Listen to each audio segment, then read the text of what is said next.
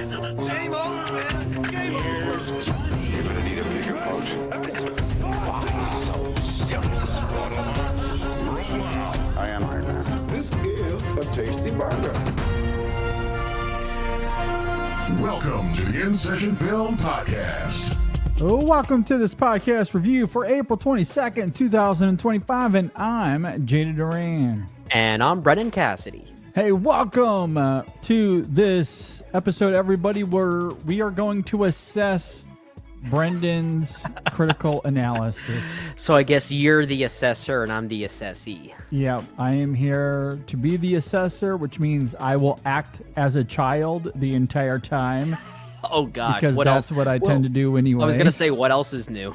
Exactly. I was going to say maybe some years ago, I'm the one that acted as assessor when you and Brandy decided to have Sam. And of course, I granted you permission. You guys passed. So maybe I appreciate that. And now I just continually live out my inner child. So maybe the moral of the story is that always be the assessor. Always go back to your childhood. Always be the assessor. Just always be the kid. Always be a child. Don't grow up. I miss being a kid. I know. It is the best. How do you really feel about that? I know. I mean, these days, I feel like going back to being a kid is just an incredible luxury. Not having to deal with the real world. Oh, my goodness. I'd either rather be a kid or, I don't know, like I'd rather be a dog or something like that. No care or worries, just you look cute, you get rewarded. That's simply all that's all your life is. Yeah, I mean, that would be really nice. Unfortunately, we do have to live in the real world. And in the real world, we get films like The Assessment, and we are here to talk about it. And their real world is pretty bleak. Yes, exactly. Yeah. This is a directorial debut from Fleur Fortuné. And I had heard great things about this. It premiered at the Toronto International Film Festival last year and was released last month by Magnolia Pictures. And I had heard pretty good things. Maybe not super great, but mostly pretty good. I was very curious about this one. I like the cast here. It's actually really nice to see Alicia Vikander again. Yep.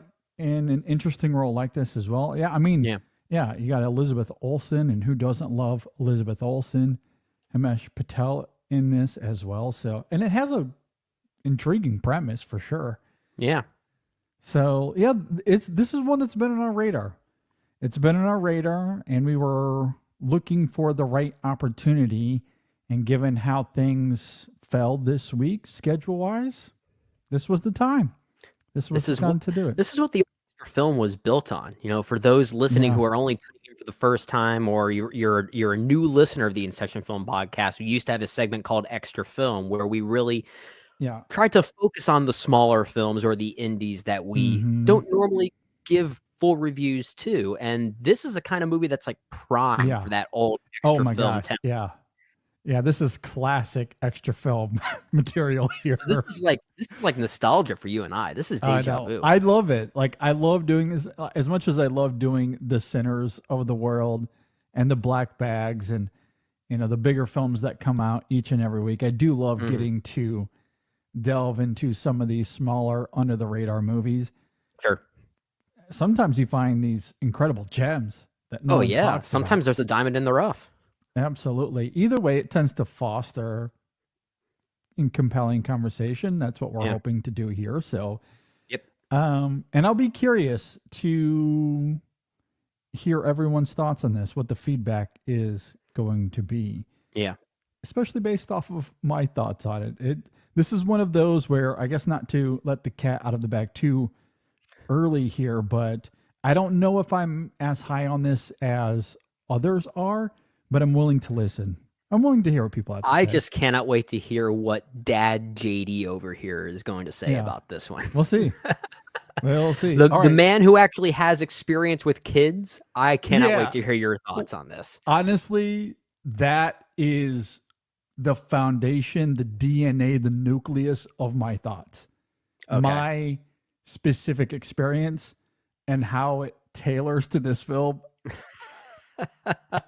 I must live in a bubble, I guess. I don't know. I don't know. Or you just, you don't have deranged kids, I'll simply Maybe say. that could be it. You were blessed, man. You were blessed. That could be it.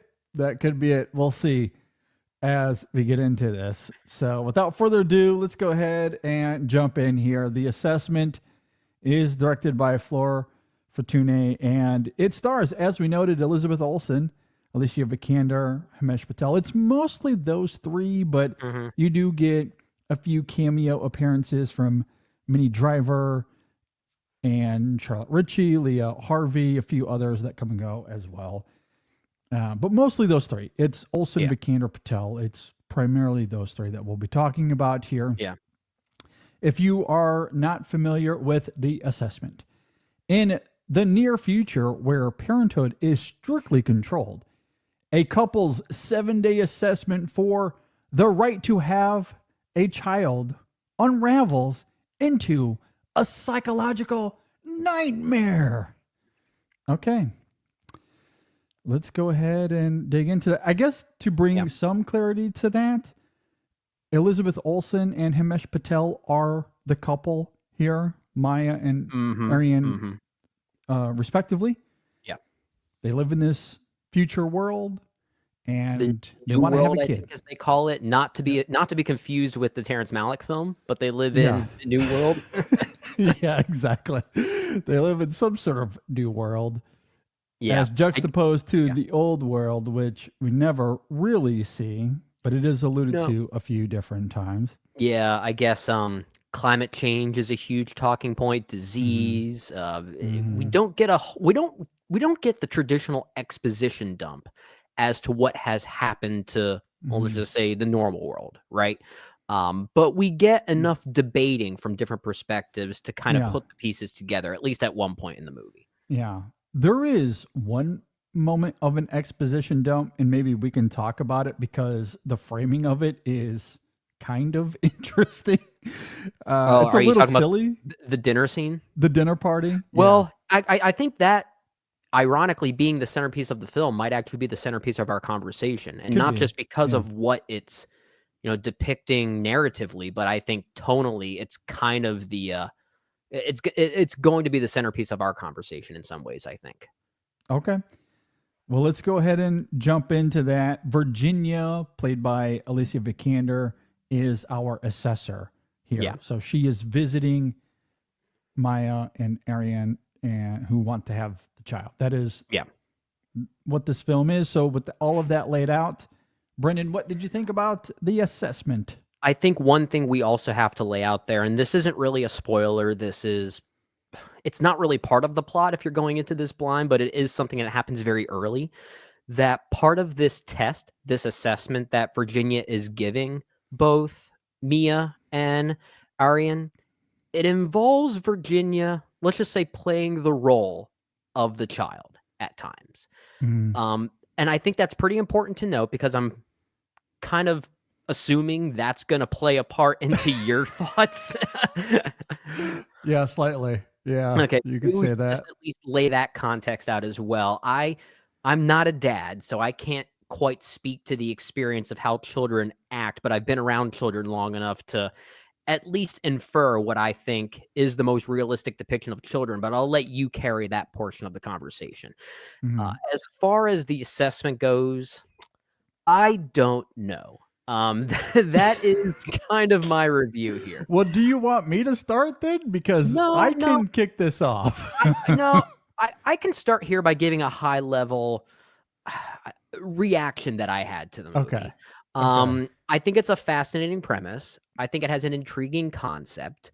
The reason why I'm unsure about it, I think it really does maybe come down to first-time director problems in some ways. We often talk about when a filmmaker is making a movie for the very first time, sometimes they let their ambitions get ahead of themselves, sometimes in interesting ways. And I think in the case of The Assessment, there are some interesting things here. But it also can make for an experience that's just like tonally kind of unsure of itself, I think. as we sort of alluded to, there's a centerpiece in this movie involving a dinner party, and the framing of it is kind of silly.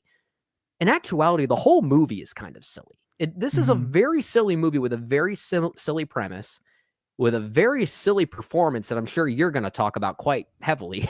And I sometimes can't tell if the movie is in on the joke or not, or if it's maybe trying to take itself a bit too sincerely when I don't know if that was maybe the right call. I think it's a movie that feels a little bit tonally at war with itself, which can sometimes make for an interesting experience.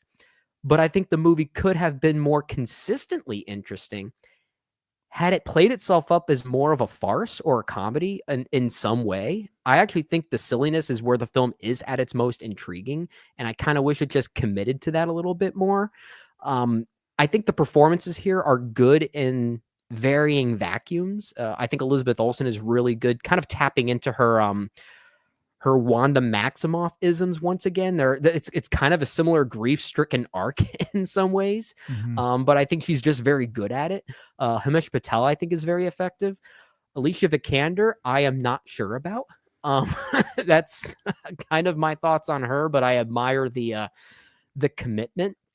I'm not sure how I felt about it, just given the tonal imbalancing of it all. Yeah. I think I would have liked it more had it been a little bit goofier, actually. I think that would have made for a more stimulating experience, honestly. And I think it sometimes takes itself a little too seriously. Okay, so as I get into my thoughts, let me first say that I do think the premise is intriguing. I do quite love it aesthetically. I love how it's able to build this world, but it's scaled down. There isn't a lot of world building here, but there's enough that it immerses you into something that is otherworldly. I do appreciate that about the film. However, when you look at the foundation of the film and what it's trying to accomplish as these parents who are taking this assessment, they want to have a child. In comes Virginia. And to your point earlier, Brendan, she, throughout a lot of this assessment, she's essentially playing the child. Yeah. And doing toddler-ish things to see how they would react.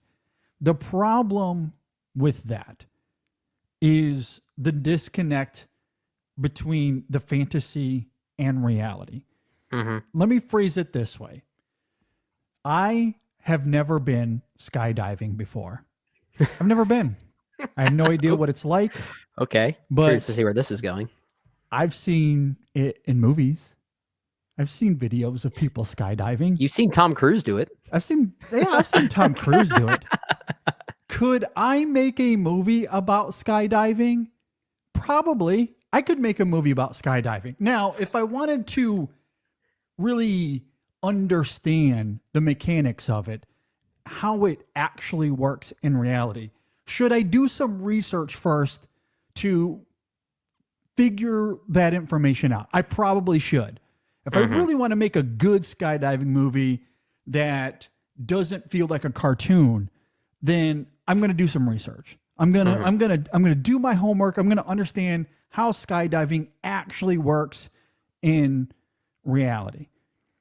What if I went to make my movie and I said, you know what? Never mind. I've seen Tom Cruise do it in the movies. I've seen Point Break. I can do this. Forget realism. Forget reality. And I just made my skydiving movie based off of horrible cliches. That is essentially what happens here. This is a movie that has absolutely zero idea what having a child is like in real life. It has no clue. This is a clueless movie in every sense of the word. And that, to me, I think is my problem with Vikander's performance. I appreciate and admire her conviction and her commitment to the role. And to be fair to her, it's probably less on her performance and more so on how she's directed to play this role. That's what I am assuming.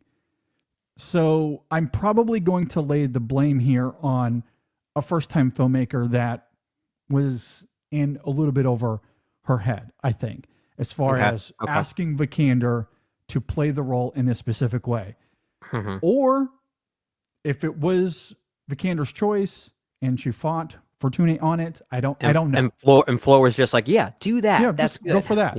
Yeah. If that is the case, then I will lay the blame on Vikander. Either way, I don't think it works because, again, it is wholly cartoonish.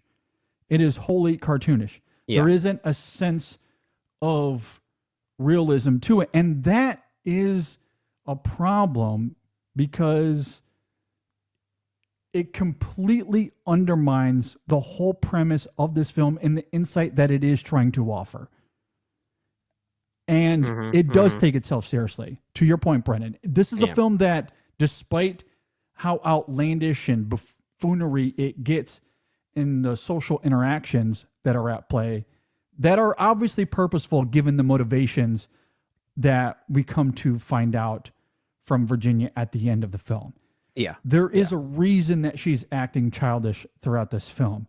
Yeah. However, the disconnect between Virginia's fantasy, what she thinks a child is like, and what a child really is, and how that relates to the commentary on the film as it relates to parenthood, the chasm there is ungodly wide. It is abysmal.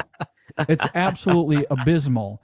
And as a result, any sort of insight that the film is trying to make as it relates to overpopulation or environmentalism, parenthood, and I do think it is heartbreaking because there is a line at the end of this film from Virginia, and I don't want to give it away, but essentially she's saying something to the effect of society needing people to know what it's like to love a child. I won't give context away as to how that line comes about. Sure. It is a powerful line, and honestly is the beating heart of the film in a lot of ways, but you can't sell that argument by demonstrating the absolute worst case scenario of what having children is like. Again, going back to my skydiving movie, it would be me like doing the whole movie where everybody dies. The chute, everything never fails. opens. Everything that could go wrong Everything would go fails. wrong. The plane crashes. Like throughout the whole That'd film, be a plot twist. The plane everybody- crashes before the jump even took place. Everybody dies the whole movie. And then at the end of the movie, the messaging is, but skydiving is great. Everybody needs skydiving. Like, what? Like, that makes absolutely no sense. It makes no sense. Like, there's the contrast between what the ultimate message is and how we arrive to it is totally antithetical. Yeah. And it is absurd. It's ridiculous. And so the film comes across extremely hollow and empty. And I do find that disappointing because again, there are good things to point out in terms of the aesthetics and the effects that are here. And Elizabeth Olsen, my God, she devours this film. She is incredible. She is by far the best thing about it. Talk about breaking your back carrying a movie. Oh my goodness. She is phenomenal. And some of the stuff she does at the very end of this film in the third act, it is some of the best acting I've seen all year, to be perfectly honest with you. And it's among her best unfortunate work, that I it comes think, in a movie like this. But I mean, if I was to give my top 5 performances of the year so far, she would be in on that list. Okay. She would be on that. I think she's that good. Now, you know, again, it's probably going to be a performance in a film that by the end of the year we all forget about. But as of April 22nd, when we're recording this, it is one of the best of the year thus far. It's unfortunate that it comes in a film It's saddled with this kind of material. just cannot match her prowess at all. Like, not even close. Yeah. Well, I think what you're talking about and where I have the biggest issue with the movie in relation to what you're talking about, I think it really does come down to the final reveals involving Virginia, played by Alicia Vikander, which attempts to give her an emotional justification as to why she does this line of work, why she works as this assessor. And I think in a vacuum, it's a powerful scene. I think it's maybe the one moment that I really bought Alicia Vikander's performance. But Yeah. given that revelation, you would think someone like her should understand the behavior of a child, right? Yeah. And I think that's where the confusion ultimately lies. Getting to that point, I didn't necessarily mind the fact that Vikander's performance did not emulate real children at all, because I think in many ways it was sort of examining the futility of this experiment, how flawed this experiment ultimately is, and how we really would never be able to believe or even see this kind of role play actually working. And even Virginia in the moment kind of inconsistently crosses both lines, playing the child and then not. And then sometimes in the same scene, kind of going back and forth. There is no consistency there.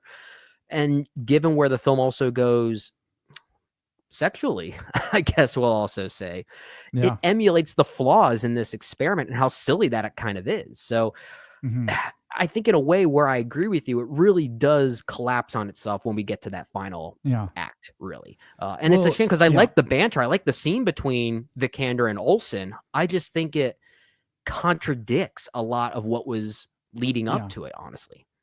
Well, I think the other reason, and I do agree with a lot of what you're saying, the other thing that undermines so much of this film, or what I find illogical about it, and I don't want to come into this conversation to CinemaSins this, but the behavior of Virginia makes, like, it feels completely unnecessary.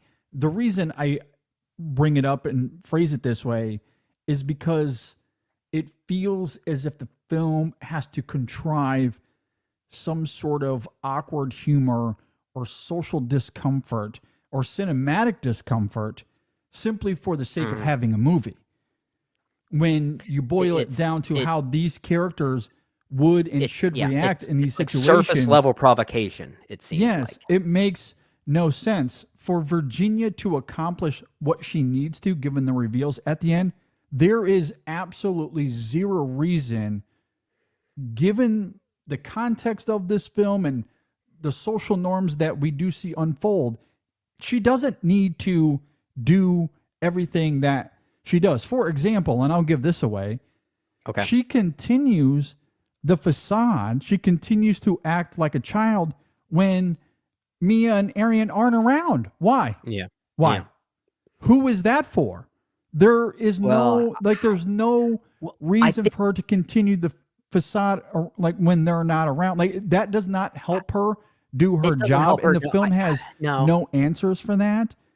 If she wants to fail them, she can simply do that at the end.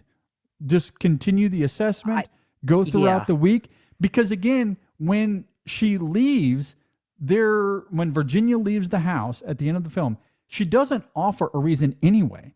She just slaps her final stamp on it and then walks away. Word is final. Yeah. And that's it. So, like, there's no explanation anyway. She could have just had a normal week, had normal conversations, and you still lead them on, and then boom, at the end of it, that's it. I walk away. I don't have to provide you any sort of answer, and you get to the end result anyway. And and you get to that. You noted earlier that final confrontation between Mia and Virginia, and Vikander's performance in that sequence. I agree. She's really, really good there. But even when Mia brings that up, she's like, "Why did you have to humiliate us? There was no reason for you to continue this facade." Virginia does not have an answer. She doesn't. She has no direct answer for that, other than, I have to. I have to have an answer one way or another, and that's my reason for doing it, I guess. I think what the film is trying to do is use that emotional revelation for Virginia as justification as to why she continued acting that way. But if that's the case, I don't buy it. I don't think it works. I'm not necessarily trying to defend the movie. I'm trying to find where the pieces ultimately are trying to fit, and maybe where some of the explanations could potentially be derived from. And that's really the only one I might have. But even so, it still collapses on itself, I feel like. Because we don't ever get to know her other than I agree. these simple glimpses of flashback, these ambiguous flashbacks that we get somewhat early on that eventually do tether to Virginia in some sort of way. But we don't really get to know Virginia at all because she's acting as a child for this assessment the whole time. So if her continuing the facade, even when Mia and Arian aren't around, because it's a coping mechanism as she's grappling with some sort of grief. Yeah. Again, that is contrived and empty. That does not work here because she there's is a lot of nothing convenience character. in this movie. There's a lot of convenience to get to not even just plot A to plot B, but to get to thematic point A and point B. It's really cutting corners to arrive at the conclusion that it wants to arrive to. I think the one scene where things do come together for me, at least as close as they ever could, it is probably that dinner scene midway through. And it's not just because of the exposition dumping that happens to explain what this world has come to. I'm actually not even interested in that stuff. It's the one moment where I feel like there's maybe some type of emotional volatility that kind of makes sense. It's also the one moment where I feel like the film was tonally and emotionally kind of not at odds with each other anymore. I think that's where the humor started to work a bit more. It felt like it was of a piece with the movie, but it's really just one scene, and I think a lot of that is also due to how good Minnie Driver is in her brief moment as well. She is really good in her little role here. Yeah, so I think a lot of the praise there could also be given to some of these other brief supporting roles that come in for really just one scene. You also have Indira Varma, who plays Arian's mother, who, one of my favorite jokes in the movie is she actually plays two roles in this movie. She plays Arian's mother, and she also plays Sohus, whatever this movie's version of Siri is at this house. And there's a joke early on how Arian made it sound too much like his mother. And here she is playing both roles, which I think is kind of hilarious. Yeah. But I think that dinner scene where all these things are colliding with one another, it's the one moment where I felt like, okay, there's some synergy happening here. And then it's not there anymore. And I found that unfortunate. Yeah.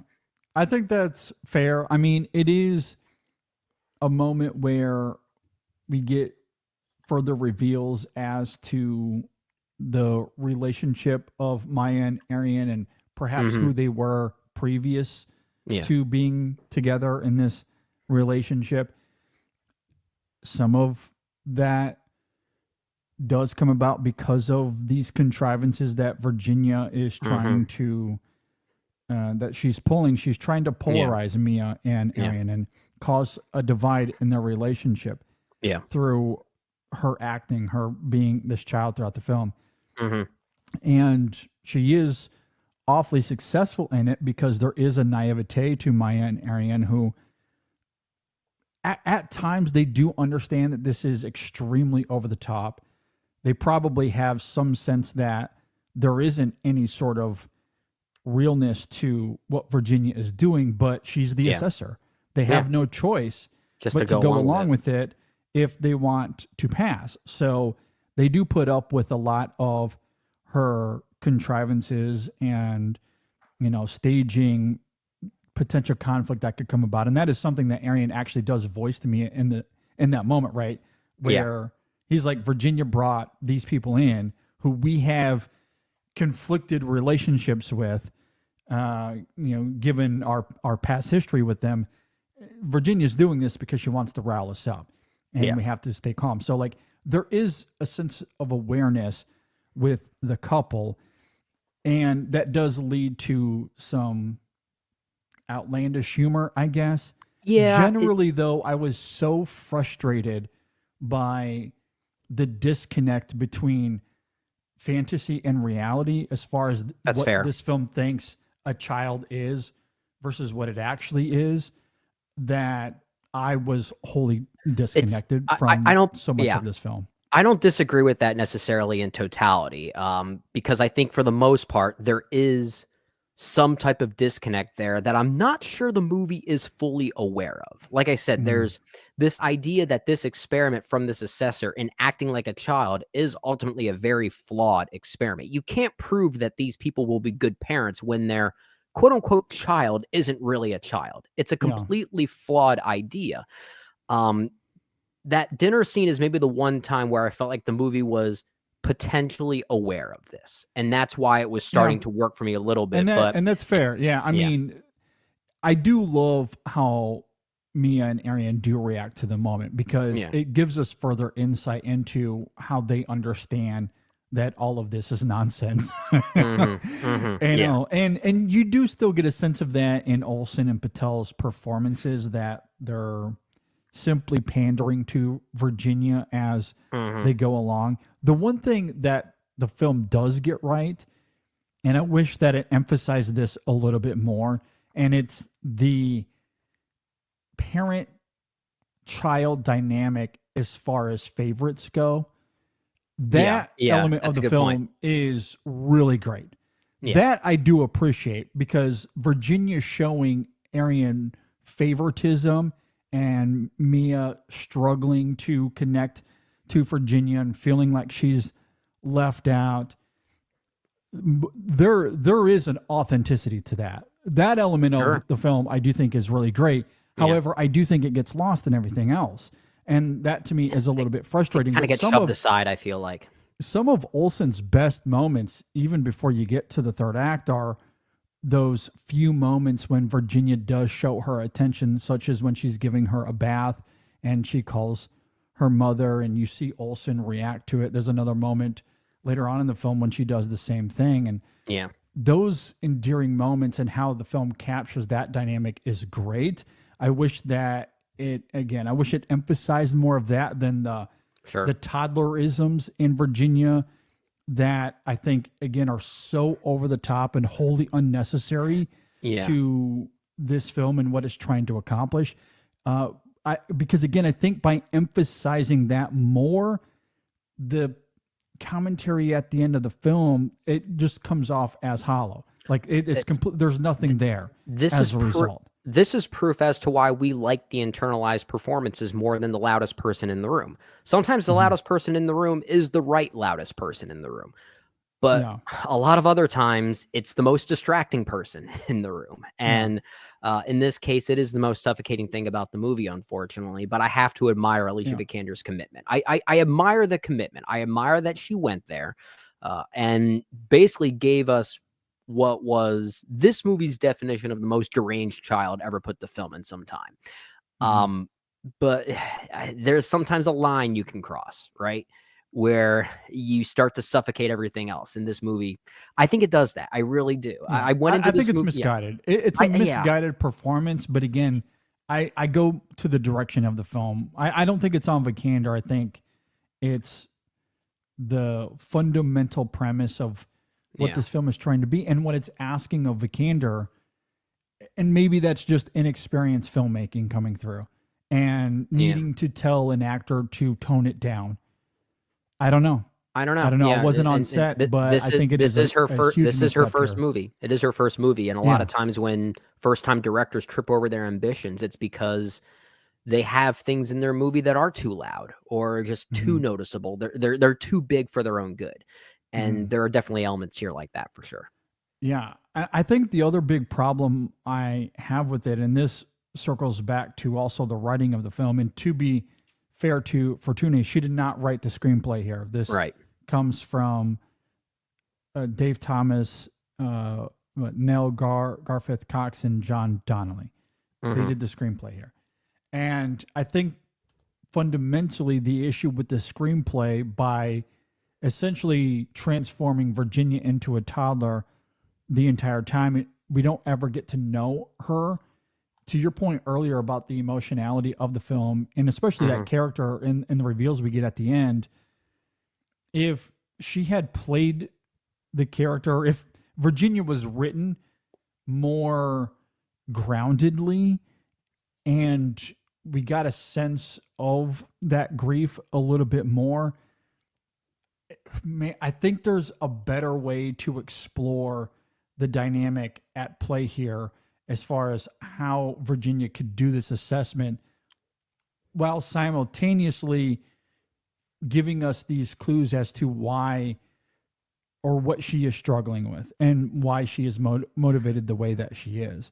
That could have led to a really impactful moment between Virginia and Mia at the end of the film that didn't feel as hollow and contrived. Because as great as the moment is dramatically between them at the end, and the performances, like the verbal sparring between Olsen and Vikander is really good. It's a great scene in a vacuum. Good.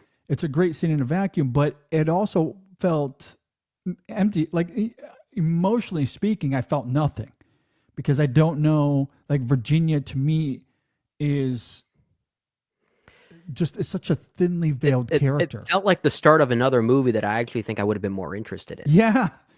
Yeah. And honestly, where the film actually concludes, I think is potentially interesting. It kind of gives us this almost Arrival-like conclusion based on the choices that certain characters make, given the devastation of the old world, we'll simply say, but still choosing to live within it.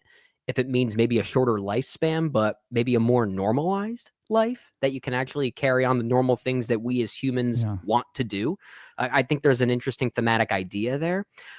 What you were just saying there earlier about the screenplay, though, seeing that this was written by 3 people, that's honestly kind of telling.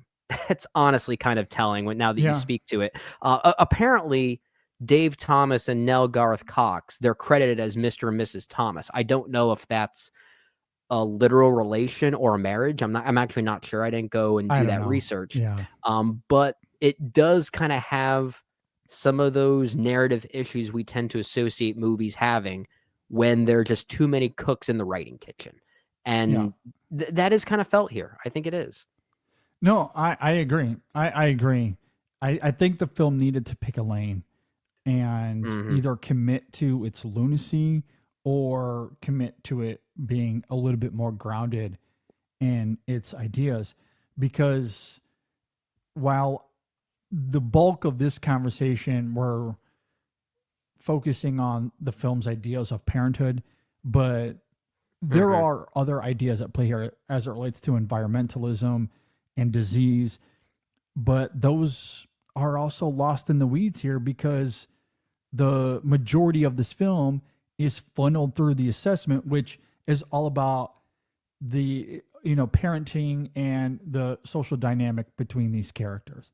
Yeah. That's ultimately all the focus is here. So any ideas on environmentalism and disease and how that might lead to the end of the world and how this society now functions as a result. And there's like the film is inferring something to classism as far as the new world and old world goes.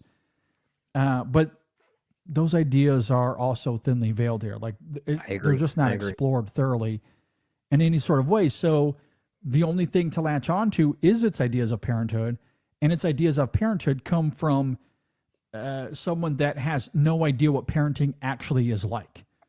They just have seen it before. I kind of wish that was the message of the movie then. Yeah. But it's not. It's like Brendan going, I've seen JD parent. I think I know, I can do it. I got it. I got it. You're fine. I have a nephew. I have nieces. Like, no, it is like the real thing is so different. My best friend just had a daughter. I see what it's like. He's miserable. Yeah. like I cannot emphasize enough. Vikander is a cartoon character in a movie that takes itself very seriously. It just does not work. I think the movie could have been way more interesting had the movie itself matched that level of cartoonishness. I think that would have been pretty intriguing. Yeah. And while that juxtaposition, while I don't think that works here either, you couple that with, again, how this film is written and the motivations of Virginia, there is no reason. There's no justification for her to act that way. That's right. Especially when the couple is, and when they're not around, like when she is on her own, she's still acting this way. And it's just, it raises a lot of questions and has zero answers for it. That was rough. Yeah. I want to see the movie. I want to see the movie that follows, though. I kind of. I know. Yeah. And honestly, like, I would see too, both of the movies that it kind of suggests at the end with Mia and Arian respectively. I think like the third act of this film honestly is great.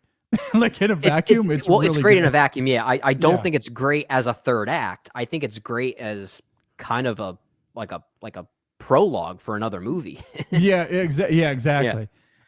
Because I would have loved like where this film ends with Arian and what he replicates, what he like the world he creates for himself. I'll say, that's so fascinating. Very Spielberg's AI. Oh my gosh, like there is so much to unpack there. I wanted to see more of that. I wanted to see Mia explore the choices that she makes at the end of the film. Yeah. That, and even with Virginia, given where the character crystallizes, there's not as much to explore, but the way we see her in that final act, I also think is gripping. Yeah, I mean, the way that they crystallize her arc, I'll simply say, is I think very silly, and I don't think it's meant to be. I think that's one of those moments where I think the film it's trying to take itself almost so seriously that it kind of inadvertently reverts itself back to camp once again. And I don't know, just the way that her arc crystallizes, there's kind of a unintentional goofiness to it, I felt like. And maybe that's just because of everything that came before involving that character, and I just couldn't forget any of those things. So it was kind of baking into that trajectory.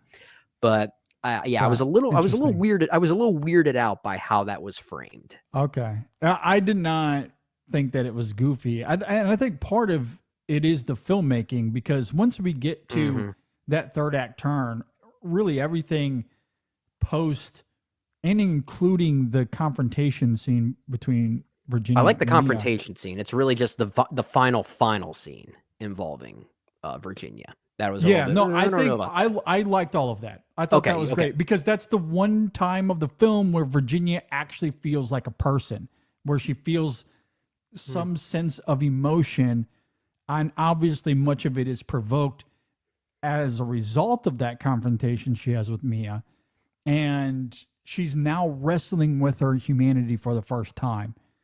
I think it's maybe less on maybe that in that final scene with her, it's more so less on the candor, probably more on the direction. I think there's just certain things from the framing of it that I found a little bit too heavy-handed, but I like where it was trying to go, I guess. I mean, maybe it's because it's so much better than everything that came before.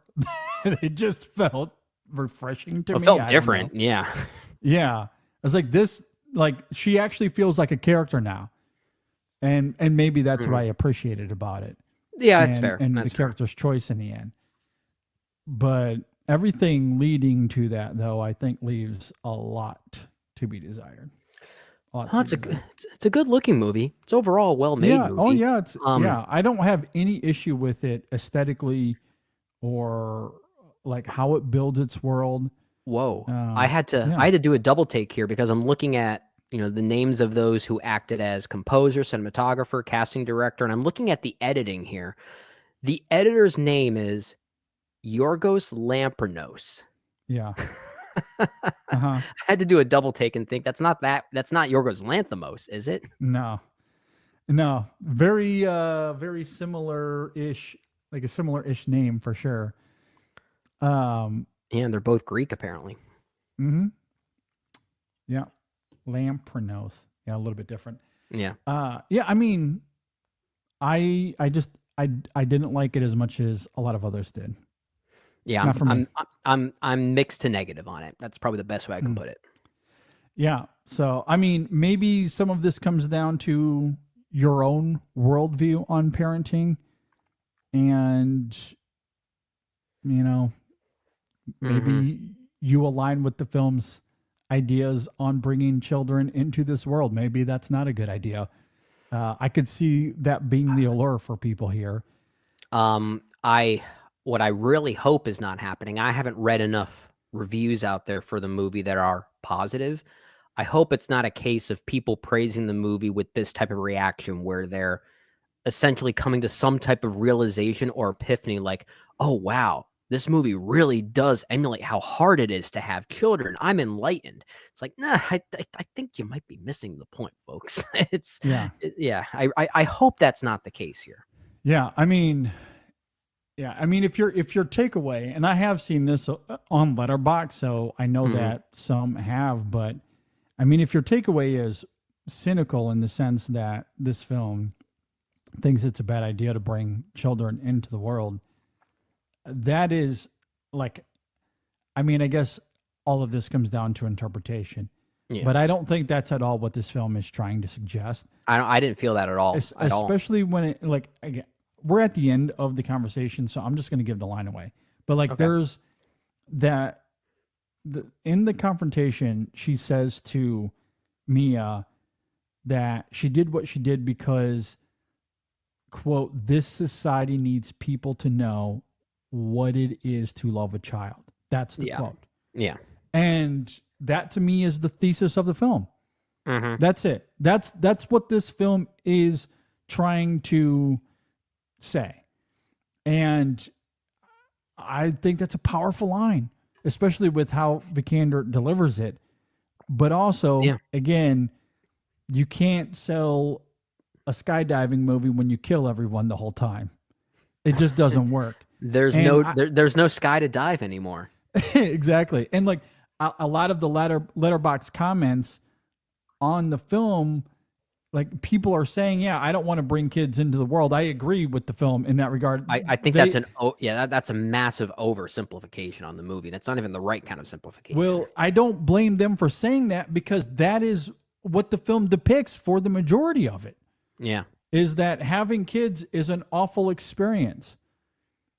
And it is going to be an awful experience if you have a kid like Virginia that is cartoonishly over the top. Yeah. But in my experience, those kids don't exist. They exist in cartoons. Like, I don't know. I mean, I guess unless you're just a really bad parent therefore your kids develop those qualities. I mean, maybe that's where Vikander got that from. I don't know. Well, I honestly, if this movie enlightened me in any way, I would like to see Alicia Vikander do more comedies. Sure. Yeah. I think I don't know if that was the intent here, but yeah, I definitely got the sense that she does have some comedic chops. She does a lot of very serious stuff. You look at her track record, she's a pretty serious actress. Maybe aside from Tomb Raider. That's probably maybe the big tonal outlier in some ways. And I actually kind of liked her in that movie. But I could definitely go for seeing her in some more comedies. Yeah, I could as well. I think she's like what she like. I don't think the performance works here, but generally the tone that she's going for, I think would work great in a comedy. I think maybe this film should have committed to. Well, that's what I was trying to say. I think it has those commitment issues. I think it would have been way more interesting had it just embraced that goofiness. Yeah. No, I think that's very fair. I don't think I have anything else to say. I think I'm all out of words. I wish I liked it more. I know, me too. Unfortunately, this is not a film for me. I did not like it, but maybe you will. The Assessment. It is available right now on demand, so go and check it out. Absolutely. I do seem to be a little bit of a minority on this, so take that for what it's worth. I think we both seem to be. I don't think I'm going to go higher than 2.5 out of 5 on Letterboxd with this one. Yeah, I couldn't separate my experiences from this film, but in some ways I think that's very fair because this is a film that does, again, take itself seriously. Yeah. And it wants to have some sort of messaging on parenthood. It has ideas on parenthood at the very least. And those ideas, when you're taking yourself seriously, they carry no resonance when you're being a goofy cartoon the whole film. Yeah. Well, if there is a moral here based on our conversation, as JD said, go skydiving. You might enjoy it. Yeah. Better use of your time than watching this movie. And then make a movie about it. And then make a movie about it. Yeah, exactly. Okay, I guess we'll go ahead and end there. If you agree or disagree with anything we had to say, you can leave a comment below if you're watching on YouTube. If you're listening on Apple Podcasts or Spotify, hit us up Facebook, Twitter, Instagram, Blue Sky. You can always email us InSessionFilm@gmail.com. We have a review of Sinners available right now if you want to go and check that out. I was joined by the great Wonder Meg. Isaiah Washington was on that review for us. We went 90 minutes on Sinners, and we joked about it. We joked about it after we got done recording. We could have gone another 45 minutes. There was so much more to talk about. It's a good movie. You know, we didn't even get to the final moment of magical realism with Smoke there sitting on the ground. We didn't get to the coda in the mid credits, which I think is really great. There are so many other moments we just didn't have time to get to. And you know me, that coda is where my conversation would have gone right towards. Yeah, of course. Which I'm glad that we were able to on the main show. Yeah, have a different avenue, a different segment of it. So yeah. But listen to that review first, and then listen to episode 633. Yeah, so go check out episode 633. I talked more Sinners with Brendan. It was a great time. We also continued our Best Picture movie series with Oliver. So that was a really great episode. Fun week. We have Women in Session coming out later this week, so you can be on the lookout for that. Any final thoughts before we get out here, Brendan? We're wrapping up our Best Picture movie series of the 1960s this weekend. Yep. It was a good run. They did some good. The Academy got some things right. They got some things right. They did. Yeah, they did pretty well. Their batting average, I'm impressed with. Yeah, when it comes to the 60s. Yeah, and based on what I remember of Midnight Cowboy when I first saw it, that average might just go up a little bit more yet too. Yeah, that's what I am looking forward to. I cannot wait to check that one out once again. Give that one another go. But that'll be this weekend. We'll conclude that on 6:34 this weekend, so you can be on the lookout for that. Thanks for listening, everybody. Thanks for watching. We'll see you next time on the In Session Film Podcast. Elizabeth Olsen is so good here. So good.